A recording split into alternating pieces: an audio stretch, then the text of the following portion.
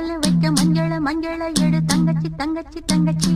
பூ பூக்கும் மாசம் தை மாசம்